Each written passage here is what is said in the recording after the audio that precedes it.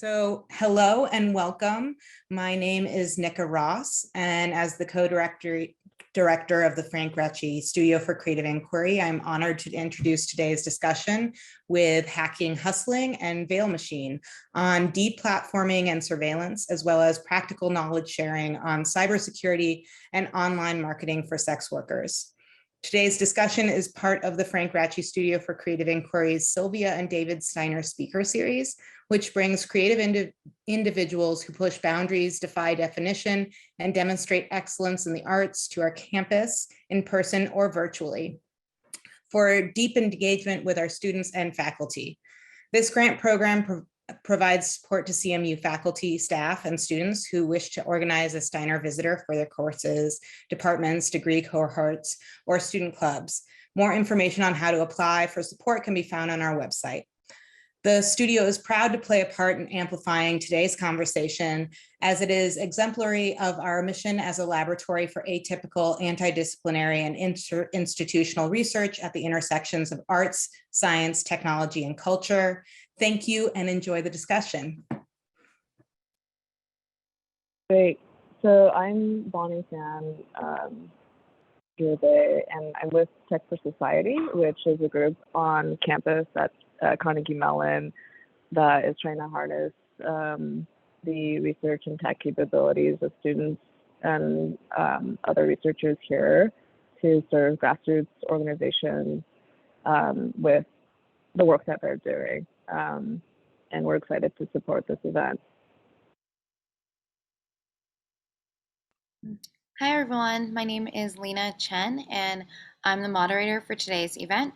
I'm also a steering committee member of Sex Workers Outreach Project Pittsburgh, which is a local branch of a national social justice network focused on ending the violence and stigma associated with sex work through education and advocacy. Our local chapter has been active since 2018, and we have a variety of programming. We connect sex workers to social services, run a regular support group, work with local health partners, and have a mutual aid fund to support sex workers who were impacted by the pandemic and who these days are just, in general, more need of resources. And as part of my MFA thesis exhibition at the Miller ICA, we are running a series of events, of which this is the last one, that creates space to have conversations about sex work and experiences of censorship and digital discrimination. It's really lovely to have everyone here joining us and to also have CMU be hosting this important conversation. I'm going to kick it over to our speakers to introduce themselves, starting with Hacking, Hustling. Hey everyone, I'm Blunt. I am a disabled sex worker, a public health researcher, and organizer with Hacking Hustling. I'm currently a civic media fellow at USC's Annenberg Innovation Lab, and I must say it feels really nice to take money from academic institutions for my organizing. And I'll kick it over to Red. Hey y'all, my name's Red. I use they, them pronouns. I'm an artist, organizer, sex worker, and zine maker, among lots of other things. Like all y'all, we have so many aspects of identity and experience we could be bringing into the space today. I currently organize with Hacking Hustling, the Support Host Collective, and Survived and Punished. I formerly organized with Survivors Against SESTA, which sunset formal work in July of 2018. Also as a part of organizing alongside Red Canary Song and the Blue Stockings Cooperative.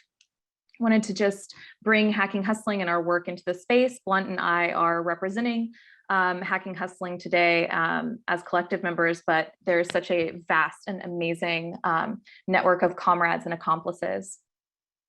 Hacking Hustling is a collective of sex workers, survivors, and accomplices working at the intersection of tech and social justice to interrupt violence facilitated by technology. Our vision is to redefine technologies, to uplift survival strategies that build safety without prisons or policing. We work to abolish carceral technologies and build the capacity of sex workers and survivors to create new technologies that increase safety. This necessarily means we seek to work internationally and see borders as another deliberate violent technology. Our work explodes the definition of technology as well to include harm reduction models, community-based research, mutual aid, organizing, art, and any and all tools that sex workers and survivors develop to mitigate state, workplace, and interpersonal violence toward thriving. Our central projects focus on conducting research, tracing the impacts of criminalization against sex working people on and offline, organizing peer-led support efforts for criminalized survivors in our communities, and creating radical educationals like teach-ins, toolkits, art pieces, and holding community informational calls. And we're so thrilled to be in space with all y'all today. Let's kick it over to Veil Machine next. Yeah, sure. I'll go first. So my name is Cleo. I am one of the 3 co-founders of Veil Machine. I am a pro-dom, a sex worker, and an artist. I'll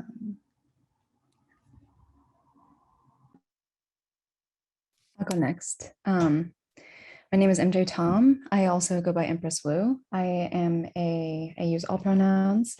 I'm one of the co-organizers with Veil Machine, and I also organize with Kink Out and Red Canary Song. And I will kick it over to Sybil.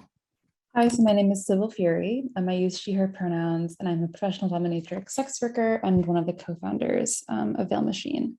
And Cleo is going to give an overview of some of the work that we've done and some of our questions here. We're actually going to start with Hacking Hustling's presentation, but yeah, we'll do y'all right after that. Oh, okay, great. So I'm going to talk to you a little bit today about some of the work that Hacking Hustling does, which is the research that we do. So we use community-based participatory action research models to study the impact of legislation and platform policies on sex workers. In our first study, Erased, we researched the impact of FOSTA-SESTA and the removal of Backpage. And this was published as a community resource coming out years before the still minimally existing academic research on the impact of FOSTA and SESTA. Our second report, Posting into the Void, studies the impact of shadow banning on sex workers and activists. As more sex workers and activists move online due to COVID-19, these sex working communities and organizers are being disrupted through legislative efforts to increase surveillance and platform liability. Sex worker contributions to movement work are often erased, despite the fact that a significant amount of unpaid activism work, specific to sex work or otherwise, is funded by activists' direct labor in the sex trades. This research aims to gain a better understanding of the ways that platform responses to Section 230 carve-outs impact content moderation and threaten free speech and human rights for those who trade sex and or work in movement spaces. So first of all, what is a shadow ban? It's a type of content moderation that means that a user can continue posting as normal, but their posts will be hidden from the rest of the community. A shadow ban can be understood kind of like a form of platform gaslighting, because the platform so often denies the very real and felt practice and impact of shadow banning its users.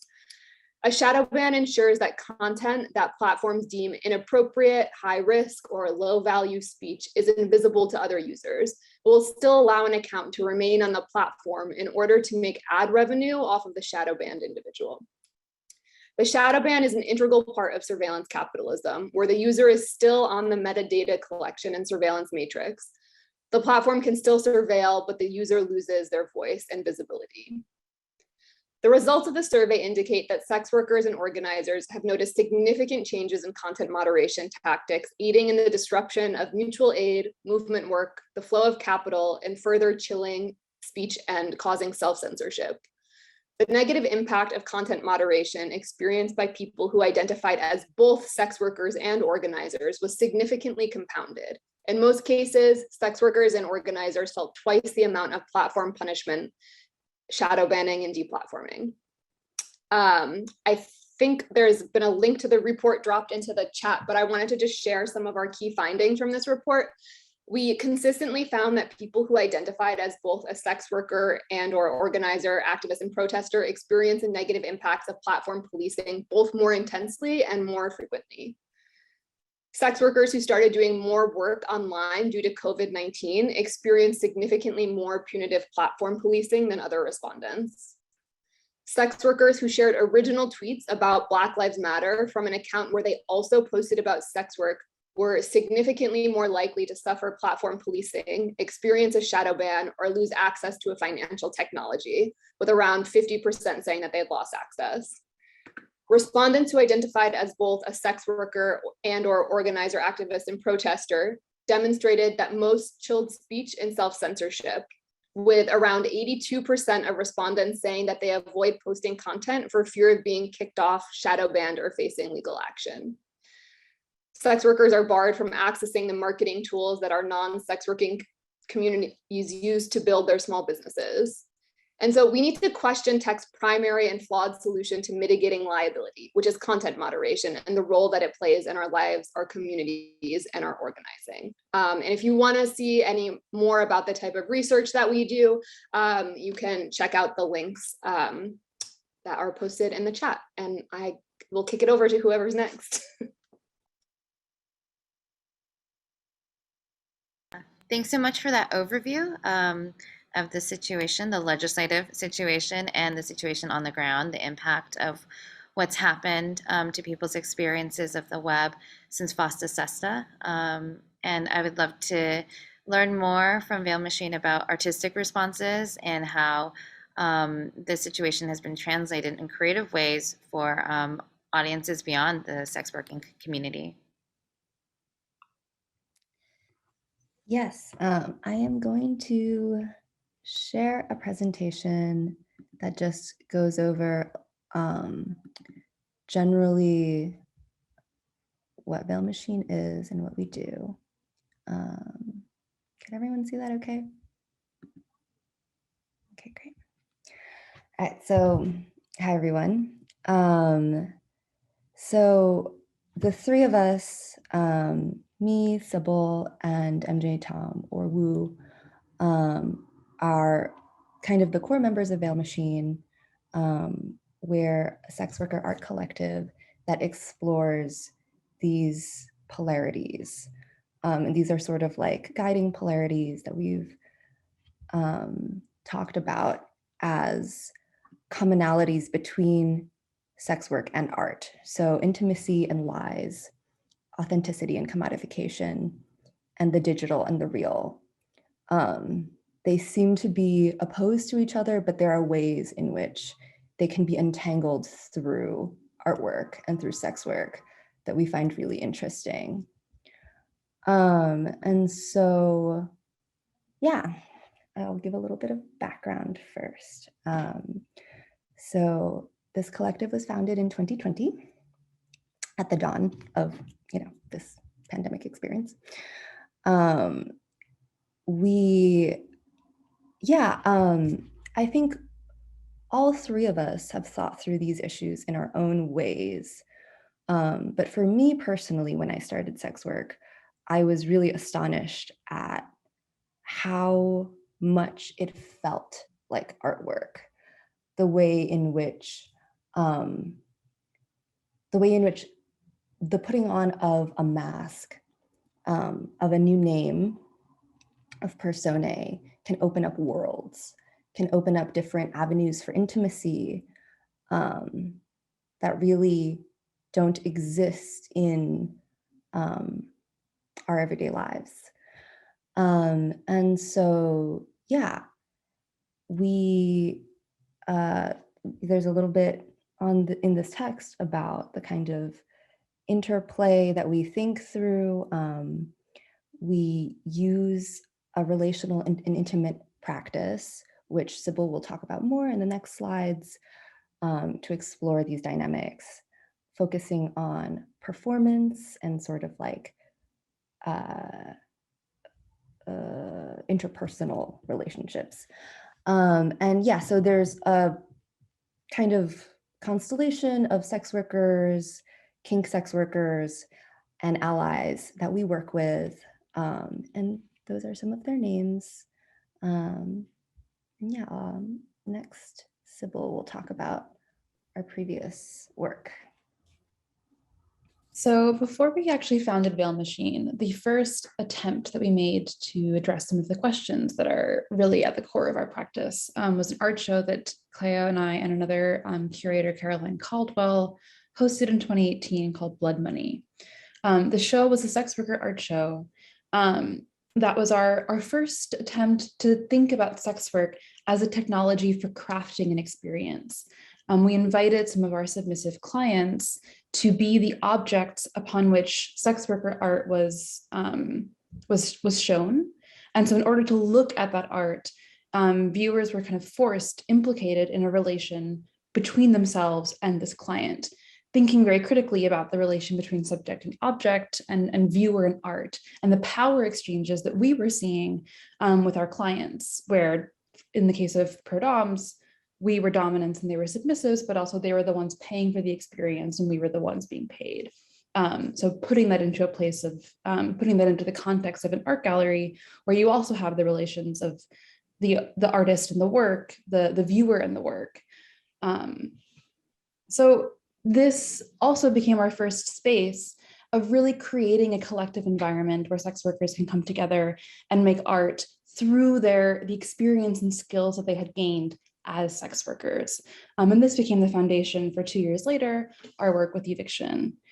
In the pandemic, we were trying to figure out what it meant to create art. We had been working on a group project that was going to be the kind of the next step from Blood Money, but obviously all in-person art shows were defunct. And we were asking what it meant to have kind of a political response in a virtual platform, and also how to create a sense of an interactive and engaging environment online. The main obstacle in doing so was, as Blunt and Reb were talking about earlier, the kind of internet censorship legislation that we confronted as sex workers that make the virtual space that became the only place where we could convene in COVID a hostile and dangerous place for sex workers. And in the midst of 2020, there was another bill that was being debated, Earn It, which is still something that could become passed at some point. So our response was Eviction, which was a 12-hour virtual art protest event in which we created another world where sex workers could exist on the internet, this sort of fantasy space built through this early 2000s aesthetic of Backpage and Craigslist, back from when it was easier in some ways to be a sex worker on the internet. There was listings that were posted throughout the day that led viewers to resources, art, secret chat rooms, spaces, and performances by sex workers who are performing through Zoom. The experience ended at the very end of the 12 hours through a dramatization of our own censorship.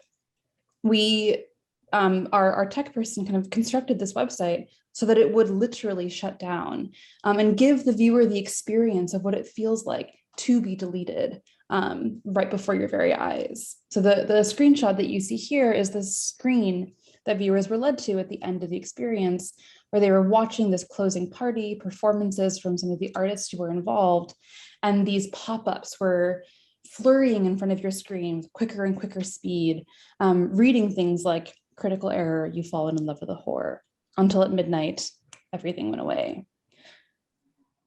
And this,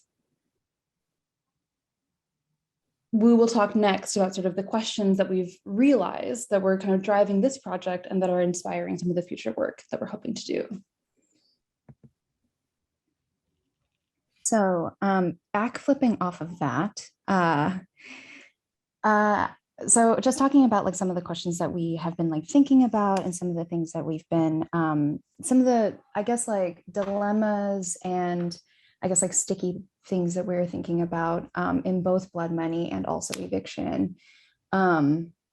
We continue to run into this very fascinating phenomenon that like when we create artwork on the subject of sex workers' contentious relationship with technology and institutions, we end up reproducing a lot of the conditions that inspired us to make that work in the first place. So like a really fantastic example of that is like in the pre-production for Eviction, we were doing a lot of marketing of the event itself, and we would, you know, be censored by Instagram. And I think that our Instagram has still not recovered and is still like incredibly shadow banned, and that continues to affect anybody who happens to tag us. And then for like the production of the show, when we were attempting to fundraise for the event, we were cut off of like different funding avenues, such as like GoFundMe. So we have like made this realization that like there's not really any kind of external position to us in our work, that everybody is already always implicated and there's not really a way out. And it is like kind of a fascinating question, like even in the context of us giving this presentation today, like, or being paid to give this presentation at like Carnegie Mellon, which is apparently an institution where a lot of like anti-sex worker technology is developed. We still find that to be the case, that we're constantly working in relation to this tension between sex worker and technology and institutions. So a lot of the main questions that we're thinking about from the past and also moving forward is, how do we leverage sex worker practices as a form of technology? How does that like challenge us to standard, how does that challenge us to challenge standard definitions of both sex work and technology? And then again, like, how do we create art that implicates, in which there is no external or passive position available, in which the person who, because like sex worker discrimination is so systemic, even if you are not a sex worker and even if you have not paid for sex work, you are still like positioned in relation to either like the sex worker or the client, because we exist systemically.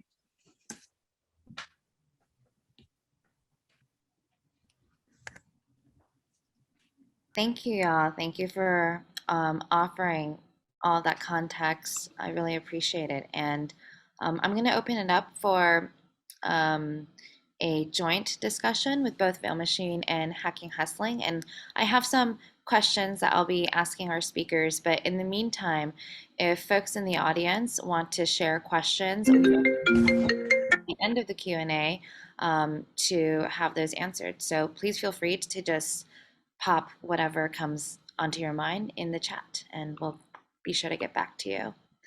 But to get us started, especially for the folks who might have missed the beginning part of this talk, I was wondering if we could just give a very brief introduction to what FOSTA SESTA, Earn It, and the Safe Sex Workers Study Act consists of. The first two pieces of legislation have the potential and have already demonstrated extreme harm to the sex working community and caused censorship online, whereas the Safe Sex Workers Study Act is a potential solution to that. But I thought it would be great to offer a bit more context to that if someone maybe from Hacking Hustling, for example, would like to answer that question. Yeah, Sure. Blunt, do you want to take that one? Yeah, I got it. So FOSTA SESTA was a Frankenstein combination of bills that became law on April 11th in 2018. So I think it's the 4-year anniversary of it was a couple of days ago. And it was short for Allow State Victims to Fight Online Sex Trafficking of 2017. And what it did was amend the Communication Decency Act, making platforms liable for the content that their users post as it relates to sexual content.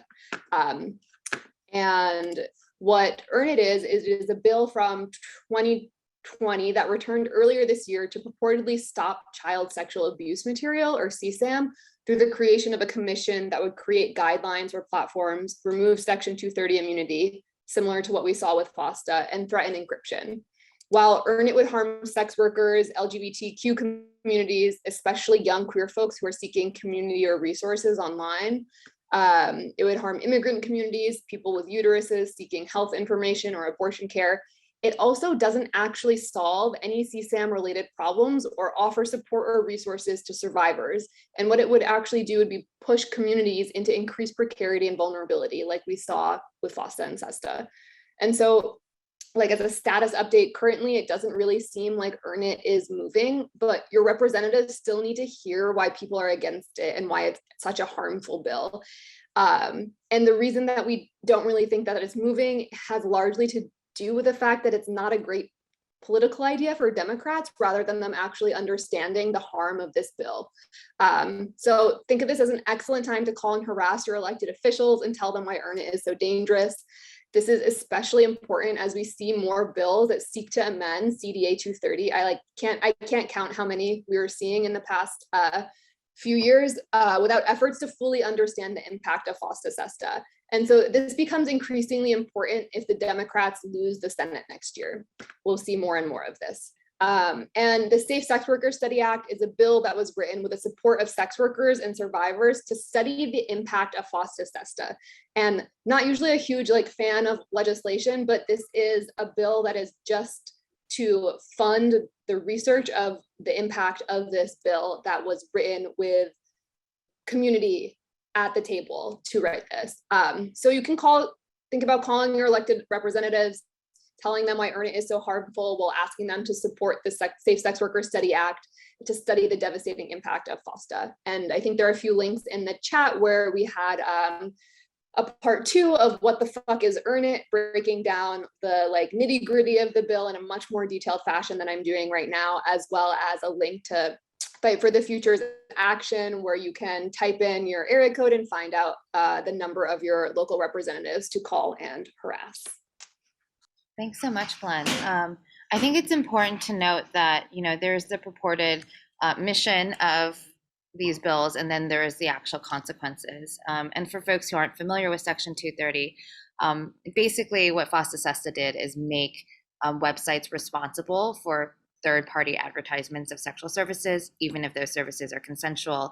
But the actual impact is that places like Instagram, Craigslist, Reddit have pulled down a lot of pages that have any connection whatsoever with topics related to sexuality. And I think we see the impact today, not just within the sex working community. We see far-ranging consequences for other communities as well, including artists. So I was wondering if we could talk a bit about why the general public should be alarmed by this legislation, what this signals for digital civil liberties at large, and what the implication is for censorship, for how all of us experience the internet. Because as Veil Machine mentioned, in promoting an artistic project, they were experiencing censorship of that project. And actually, in trying to advertise this talk, I attempted to make an Instagram ad that was soundly rejected, despite despite the ad being for a talk rather than an ad that is about sexual services. So yeah, I would love to hear more about why is this alarming for all of us, not just sex workers. Yeah, I would also like to mention that I think that Veil Machine has a lot to say about this, specifically from the artistic standpoint, because actually, thanks to Hacking Hustling, we were put in contact with Would Be to promote a show like this that protests something related to sex work, but is not directly advertising sex work itself. And we actually run it that we talk about things like Instagram, Twitter, Reddit, and all of these supposedly free speech platforms, or platforms that are supposed to promote expression and advertisement. But I think that something that feels a little bit more sinister are things that prevent people from accepting payment, for example, or but yeah, the thing that I wanted to mention was that a lot of the times, a lot of ways that this systemically happens is that it censors not only social media platforms, but also for example, ways to submit payment or receive payment. So that's a way in which that's a way in which oh, it's directly impacting tangible resources. So I think that our our Kickstarter is a perfect example of that.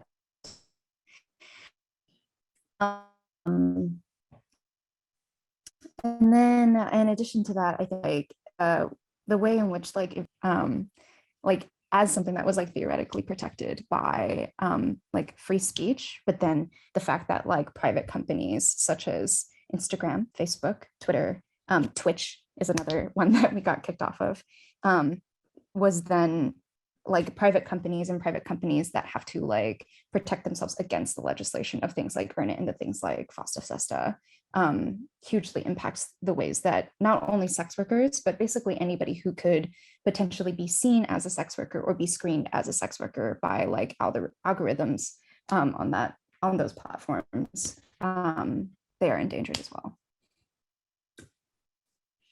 Yeah, I want to build off of what MJ was just saying, which is that, FOSTA SESTA works by putting the burden on internet platforms to determine who is at risk of engaging in sexual commerce on their platform. There's no box that you check when you sign up for an internet platform that says, are you a sex worker or not? And that's that. They develop algorithms that are intended to profile who might be a sex worker based on a number of signifiers and factors that you could seem like you are at risk of being a sex worker or doing sex work without actually being a sex worker. And while obviously I think we should be concerned about FOSTA SESTA for sex workers specifically, we've also seen through Hacking Hustling's research and the reports they've done on this topic that people who talk about sex work, queer communities, trans communities, people that are talking about reproductive rights, people that are talking about incarceration and abolition, who are within this cadre of what sex work looks like, are also being deleted and censored and shadow banned. And this is a slippery slope of who else could included in this world. A great example of this is Tumblr, whose response to kind of FOSTA SESTA and the desire to kick sex workers off their platform led to the deletion of porn and erotic content and meeting spaces for queer and trans communities far beyond sex workers. So this is something that affects a much broader population than just people that are doing sex work. Yeah, absolutely, Sybil and MJ, everything that y'all have said. And listen, y'all, it's always the case that organized leftists, right, queers, trans folk, Black folks, people of color, and sex working people, and if you're a sex worker whose lived experiences and identities intersect with all those other categories of experiences and identities, right, it's always the case that folks become the testing grounds, right, for the latest methods and tactics of criminalization, targeted surveillance, entrapment, and carceral punishments. So speaking now broadly to everyone here, just because you, right, or yours may or may not have been touched personally, right, by this yet, does not mean it will not come for you and for yours. The state and its agents just hone these things on sex workers. And so just to kind of like underscore that, I think it's incredibly important for us to, on the one hand, recognize it as our collective responsibility to push back, combat, and seek, right, the complete, like, abolition of these kinds of violent technologies and systems, but also recognize that, like, these things will come for us all. And so there's an inherent kind of distancing that happens with a lot of these things, that it's like, wow, that's horrible to hear about, but that seems a little far off. It's not far off. It's here. It's been here. They're just getting better at it. Okay, so I think it's just important to remember that too for us, as we may find ourselves in the tech field, in academia, et cetera, in the private industry. So. Yeah, I just wanted to quickly add that like legislation like FOSTA SESTA and EARN IT are part of an effort to deputize private companies and platforms to both police and surveil criminalized and non-criminalized forms of labor and behavior and activities that the law can't always touch. So I think it's important to think of these laws and these bills as part of a broadening web of criminalization that will impact everyone. Thanks, everyone. I noticed that Blair was asking in the chat, as a newish sex worker, if FOSTA SESTA is federal law. And yes, it is. And I think it's important to note that although it's a federal US law, that the implications are global, and it impacts, basically everyone who's using these platforms, which may be based in the US, but obviously have a huge amount of influence on how we consume our news and media. And also, I think this is a great segue to talk about the situation of current sex workers, especially people who are new to the industry and currently entering, particularly during the pandemic, into online sex work. And what does it mean with all these restrictions for the sex industry? Do you have advice for how to navigate the internet today? Do you have tips for how to keep oneself safe, and how to get access to some of those peer support networks that have been shut down or been forced to go underground post FOSTA SESTA? I think it's important to note that a lot of the ways in which sex workers have dealt with the criminalization of their industry, which places them at increased risk of violence, is to rely on each other, rely on peers for support, rely on peers to screen their clients, to understand, best practices and harm reduction. And that's the type of information that I think is increasingly hard to come by these days. So what is the advice that you all have for sex workers today? I know you and I were kicking around some things beforehand, and I really loved this particular thing that you had to say about how our community shows up time and time again. But the bit before that, you're really underlining some things. So I didn't know if you wanted to share out. I think that we could all talk about this forever. I don't know, I get called all the time. And so I don't know how much we want to divulge, how much we want to self-protect and hold, but I don't know, maybe we can hit some of the high notes. Yeah, and I think my biggest piece of advice to community is to build community both on and offline. Find multiple ways of connecting, because you never know when you're going to lose a platform. And I find sex worker Twitter to be one of the best places where folks are sharing information, resources, and trainings. Hacking Hustling's YouTube has a ton of resources and videos on digital security, trainings that we have on some more information on some of the policies and legislation and bills that we're talking about. And it can be super frustrating when you can't see any of your content because all of your peers and everyone you know is shadow banned. My backup account was actually tagged in all the promotional materials for this event because I'm so shadow banned that when you type in my username into the search algorithm, I don't show up, and my catfish show up instead of me. But sex working community saves me time and time again, and these platforms aren't protecting us. The state doesn't protect us. We protect each other and we keep us safe. And so I think really put even though it can feel like this kind of Sisyphusian task of building community and this erasing infrastructure, I think that will be the thing that keeps us safe. Yeah, definitely seconding everything that Red and Blunt are currently saying, because I do feel like, especially during the pandemic when all these things were happening, sex worker community was the only thing that made me still feel alive and kind of like a person. I think it's also really important to note, for people who are new to sex work, thinking about what are the differences between the risks of doing in-person sex work versus doing online sex work, and considering for yourself that those risks are different, right? That if you are doing in-person sex work, there's an inherent risk to physical violence to your body and potentially people knowing where you live or where it is that you work or places that you potentially frequent. Whereas if you're doing online sex work, you're obviously, there's less of a risk of you being the victim of interpersonal or physical violence. And there's probably going to be more of a risk of you subjecting yourself to things like surveillance. So definitely keep in mind the fact that I don't want to say this and make anybody feel, I don't want to say this, and I'm sure that many people have thought about this, but just make sure that you are keeping your government name and your sex work personas very separate if you are going to be operating online, and figuring out how you want to compartmentalize those things, and then also thinking for yourself okay, what degree of separation do I want to have if I'm accepting payment from a digital platform that caters to online sex work, such as clip sites, OnlyFans, etc.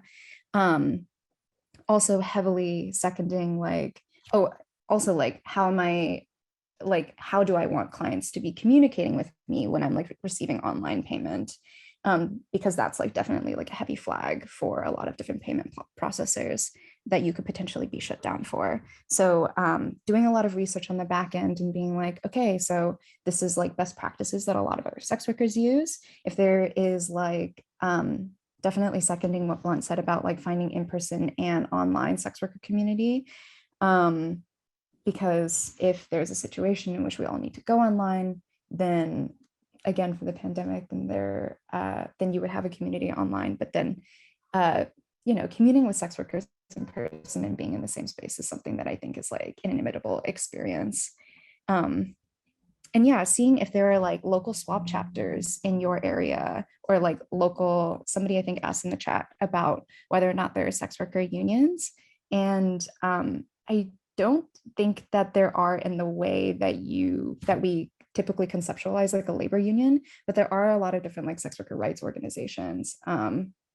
So seeing if there's like a sex worker right organization that's local to you, and getting involved potentially. Yeah, I'd love to build on that. I think that everyone has said has been absolutely true and really helpful. I also think that Blunt and Red have maybe undersold themselves, that, you know, like Hacking Hustling is an enormous resource for sex worker rights and protection. And if you are a new sex worker and you want to start somewhere, their website, their resources are an amazing place to do that. They've done incredible research and have just really helpful guides for sex workers. That said, I think that one of the interesting things about this question, I think that Red kind of hinted towards this in their response, is something that sex workers have to navigate, is both wanting to support community and provide resources and insight, and also the risks of doing that in public forums and places that are going to be attached to our names, or where other people who are not sex workers might be present.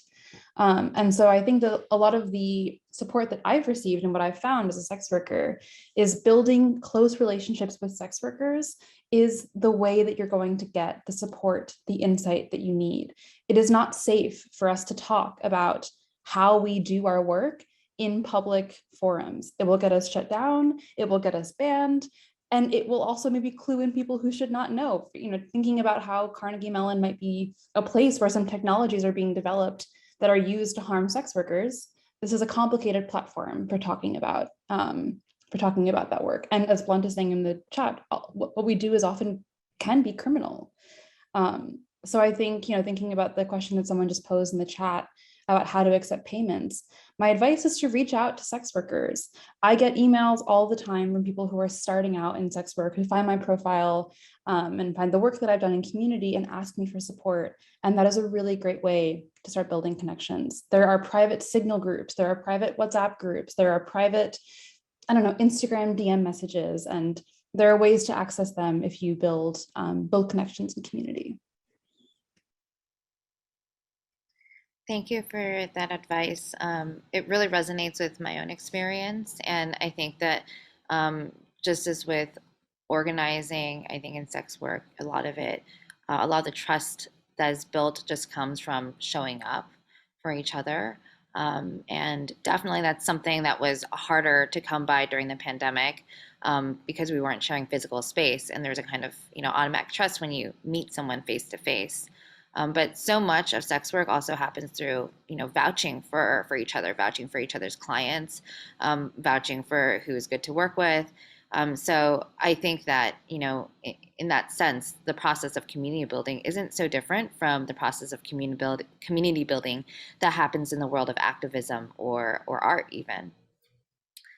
I'd love to talk about some concrete ways for, you know, folks who are part of the academy, folks who are technologists and consider themselves allies, to support sex workers and support us in connection to this particular struggle for our rights in the digital space. Probably there are a lot of people who are in this Zoom room at the moment whose experiences are perhaps, you know, closer to the experience of those developing the technology than facing the brunt of the impact of such technologies. So I would love to discuss, you know, how are some concrete ways that they can be of use beyond, you know, obviously raising awareness is important, but also in terms of like actual tools perhaps that could be useful for folks in the sex industry. Yeah, Sybil, MJ, Blunt, Cleo, y'all have me like on fire. Do you mind if I jump right in? Just that last bit in particular, I just feel like, holy shit, totally vibing with y'all. Speaking to the technologists, stop playing with the greatest and latest things as if there are no consequences. That would be my first thing. There are always consequences to the technologies that you play and imagine and create with, right?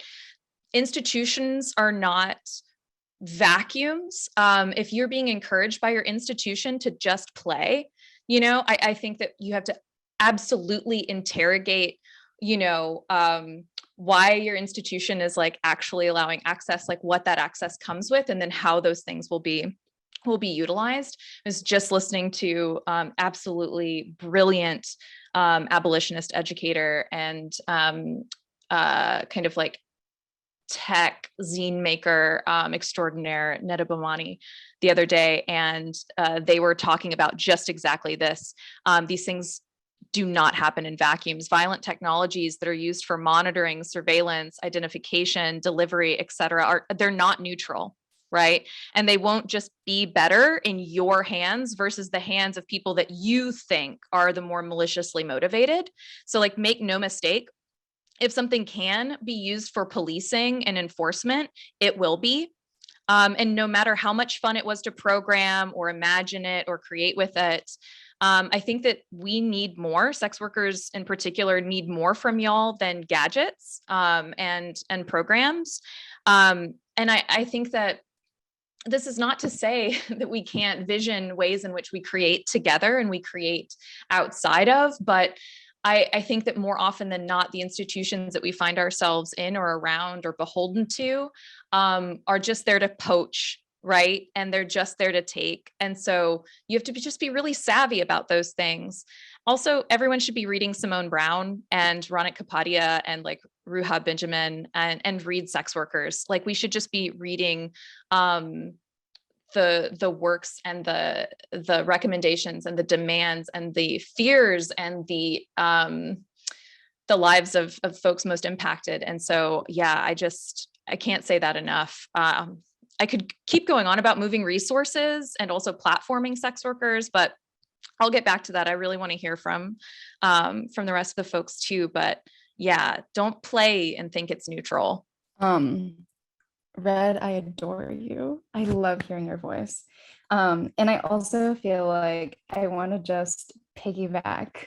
I just want to do a little backflip off of what you just said, because I feel like there's this thing that happened when we were giving this talk at Parsons, where I think there was a question that was posed to Veil Machine that was just like, oh, do you have any advice for like technologists who are interested in assisting sex workers, or like what's the future of technology in sex work? And I think the thing that we said was just like, consider the fact that we're not supposed to be making new technology. Consider the fact that we have progressed past the need for technology, but consider the fact that like maybe there's a type of technology that's like not meant to last forever, and that we've gotten to a point, especially with the internet, that like, or specifically talking about the internet as a technology, where the technology was invented as a tool to connect different people, and now we have become reliant upon the tool, and it affects the way that we interact with other people. So now it is, we've created like essentially this like self-producing system in which we become more and more reliant upon the tools that like oppress us and suppress us, and that actually limit us. So I think that there is also like a really instinctive drive for people working in both technological spaces, innovation spaces, and institutions to do as like a solution to a problem. And there's an instinctive drive to be like, there's a problem in the market, or there is something that is missing. And they're like, okay, I'm going to be the one to fix it. And I think that maybe it is like, worth questioning. Are you the person who is meant to fix this issue? Is this an issue for you? And is this an issue that is going to be fixed through technology? Like, is technology the way out? At least in the way that we continue to think about technology. So yeah, there's like that's like one of the fundamental questions that I think that we were talking about earlier in our presentation for Veil Machine, is like, what are different ways that like sex workers can think about tactics that we have, strategies that we have as a technology. Like, I think that I know that I've definitely been thinking about the very thing that we were talking about of networking and like interpersonal relationships, and building that kind of trust and like building that kind of community, and thinking of that as like a technology to prioritize over necessarily like digital platforms. So I'll hand it off to anybody else.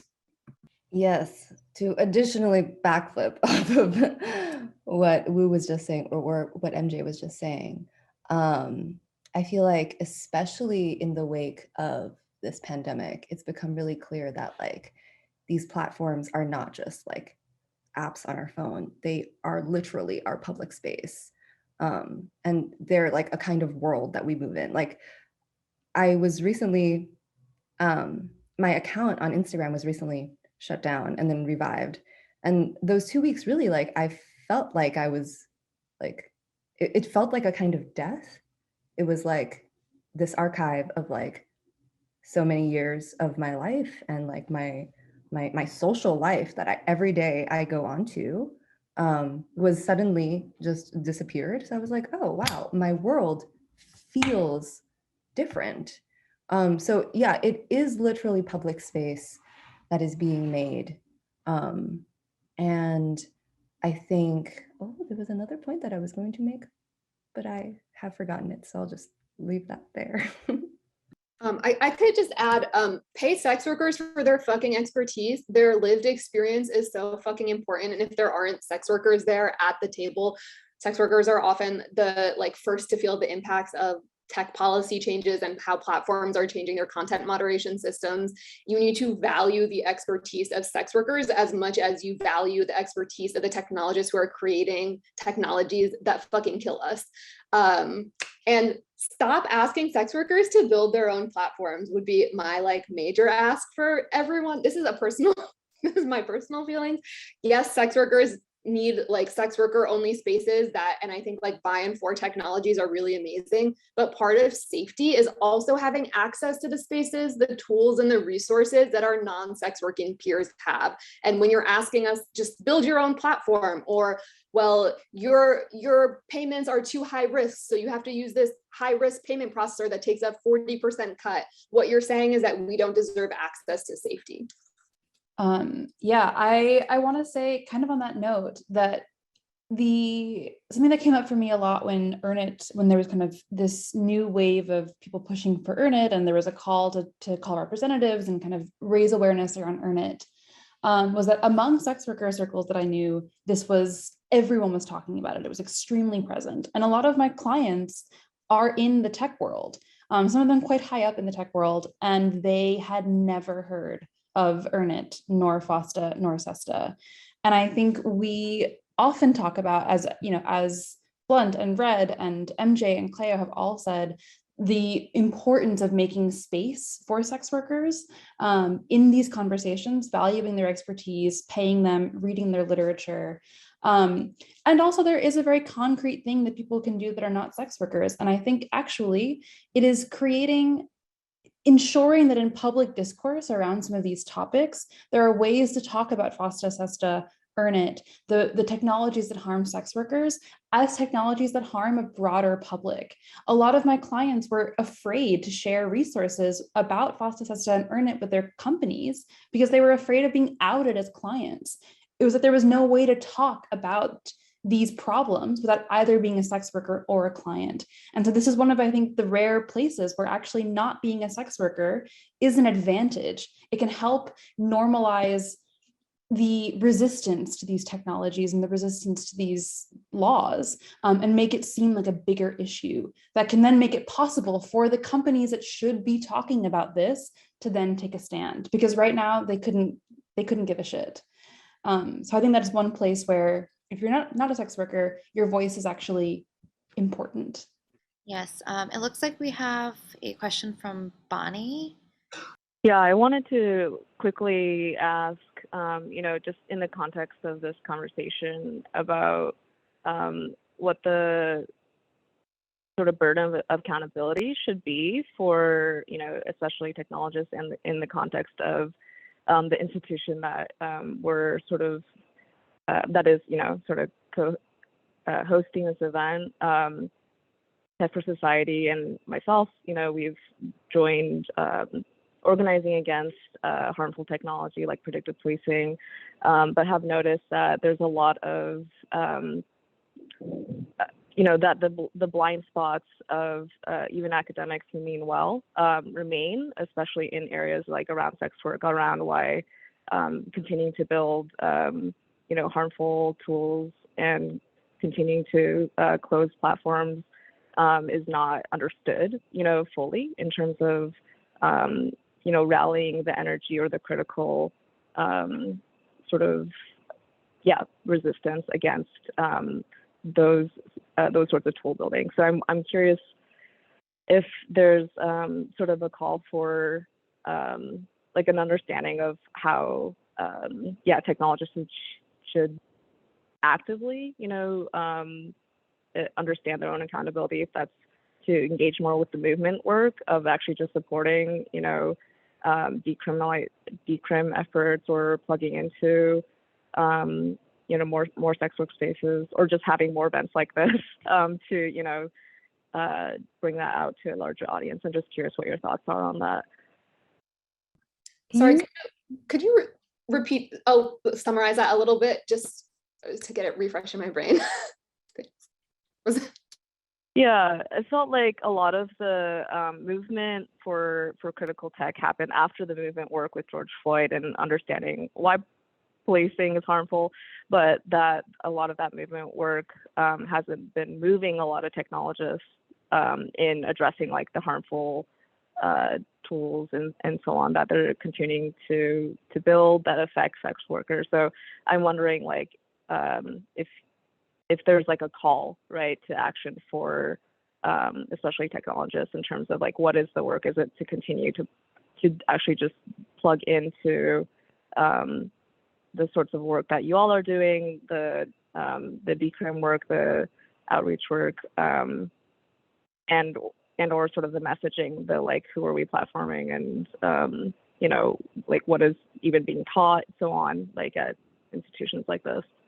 I think I can start out, and hopefully someone can dovetail off of it. But I think people from what my experience, I found that people in academic spaces often overlook the power that they hold being within an institution. And I think like being able to share some of that academic and institutional affiliation with folks is something that's really important with the work that we do at Hacking Hustling, trying to get these conversations at like CMU, being able to put on programming at Harvard and things like that, I think makes the work that we're talking about something that the institution is also talking about, and then in turn becomes funded. So like, I think it's about putting resources in, pushing back at your institution, not hosting human trafficking hackathons, and like really not overlooking the power that you have at the institution. And I know like people have complicated relationships with their labor within academia, but I think that there are ways to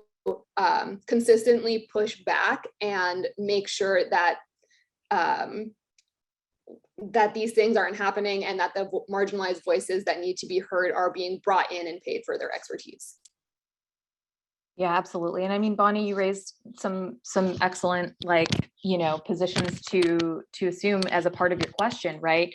I think folks absolutely need to see themselves as connected to movements for decriminalization, and understand what that means, right? Not letting our movement language be co-opted for convenience, right? To make things easier for people to get on board with, but actually acknowledging the fact that, no, we mean decriminalize like full survival, right? We're talking about communities who often have their children taken, who are, we have folks who use drugs in our communities. We have folks who are currently and formerly incarcerated in our communities, who are dealing with all manner of citizenship status because of the violence of borders and the necessary of like migration because of work.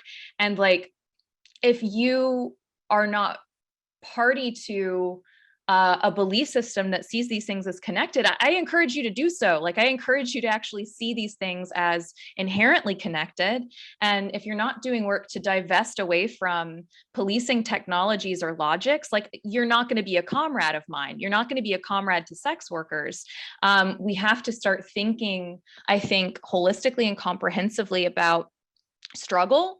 And I think that folks who have access to institutional affiliation or funding or power with a little p, I think that like you have to start really interrogating how your work is being used, how what your name is attached to, and how you can begin moving things in and out of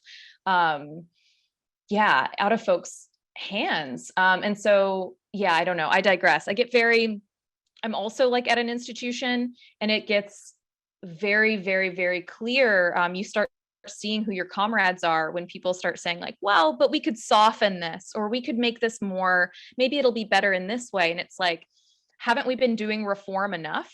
Like, haven't we done that? Hasn't reform had its moment? I don't know. So I digress, but I really think that we have to start connecting these dots, and seeing what the technologies, what the ideas are actually in service of. And if it's the state, yeah, we've got to do some deep reflective work there then, y'all. Yeah, I really loved both of your answers, Blent and Red. And I think, I don't know if this will exactly be helpful, but for me, the way that I think about your question is that like the answer, like if there were an answer, we would probably be doing it. And the answer is like to do simply everything, and also that there is nothing we can do.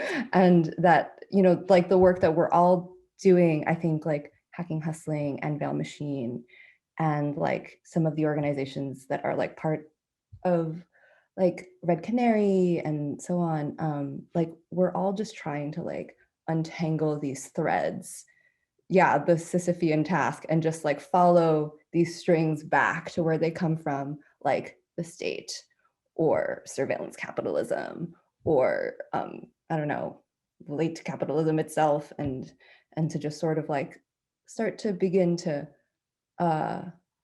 unravel like the way that power works, and perhaps try to reverse them by, I don't know,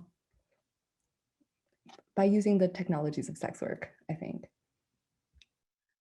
Bringing it back to the work itself, I saw that Cash in the chat asked, how do you relate to the idea that sex work is a radical form of sexual healing across the universe?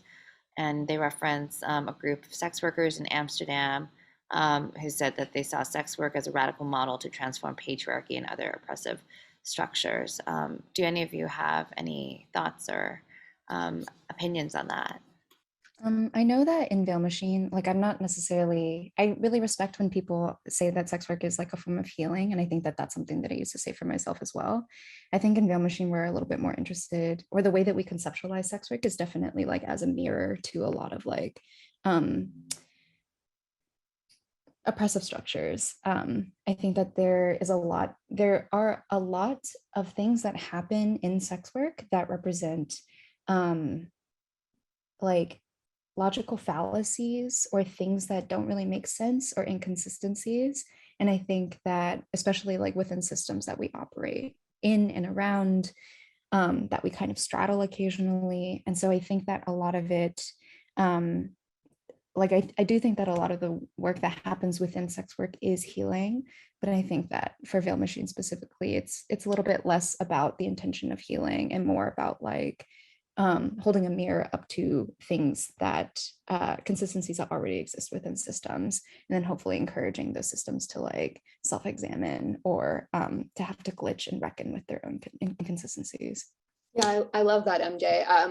I also think that while sex work can be like a radical form of sexual healing and can give people so many experiences and carve out the space for folks to really like explore themselves in a way that society doesn't hold space for, it does not have to be a form of healing. It can just be straight up labor. It can just be straight up survival. And I think like I enjoyed this documentary, but I think it's also important when we're having this conversation about sex work as a healing practice that it doesn't need to be healing, and we still deserve rights and the ability to do our work safely, and that it doesn't necessarily have to do with transforming patriarchy or other oppressive structures in order for us to have rights and deserve access to resources. And I think it's a really complicated, I think it's an interesting question, but a really complicated one, because I think that this question can kind of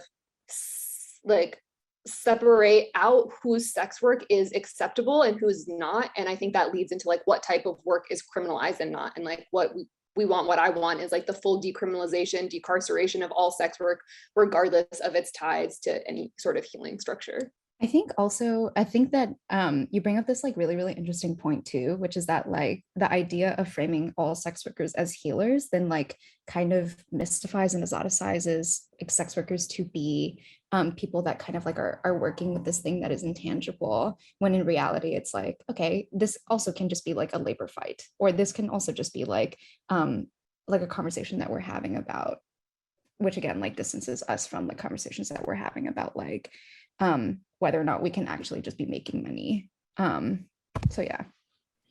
Yeah, I also want to, I like fully agree with everything that's already been said. And I put in the chat that this is something that Juno Mack and Molly Smith kind of really elaborate in their book, Revolting Prostitutes, about kind of the risks of thinking about sex work as this healing practice or something beautiful, or, you know, this like opportunity for change and revolution that can kind of obscure the more practical need for sex work to be decriminalized across the board, and can kind of, as Blunt was saying, kind of legitimize certain forms of sex work and not others.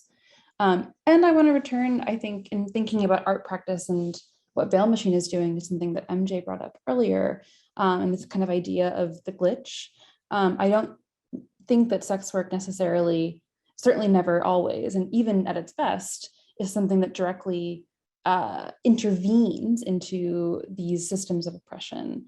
However, I think that there can be moments where in encounters that we have in these marginal, often taboo, liminal spaces, where we can experience something that's a little bit different.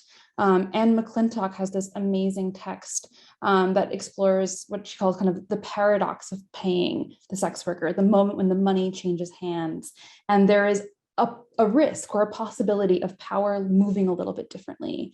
And that's something that I think we really tease out in the art interventions that we do. And I think is something that we've seen in sex worker organizing strategies, using that as the starting point for asking how change can happen. So I don't know if that's necessarily sexual healing, but that is maybe one of the places where sex workers found some of our critical and kind of art interventions. I think Aaliyah wanted to chime in with a question. Oh yeah, hey. Well, I wasn't a question so much as I was thinking about the whole like narrative of sex work being a healing practice. And I think like obviously that's a very common attitude from civilians especially, but I think the most healing part of it is in more of a capitalist sense rather than like having to do with the nature of the actual work that we're doing in sessions. Like I think of this as healing because now you have the opportunity for a lot of women to not be sexually submissive to their bosses in non-sex work industries.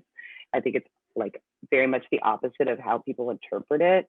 It's like you finally have this industry where you can almost desexualize yourself, if that makes any sense. And I think about the way that it's a tool for a lot of women to escape abusive situations. But I don't think it's specific to the fact that sex is involved in the work. I think it's healing for people to be able to take time off when they don't feel like working, to turn people down, to draw boundaries. That's hopefully how I hope people view the healing aspects of this work.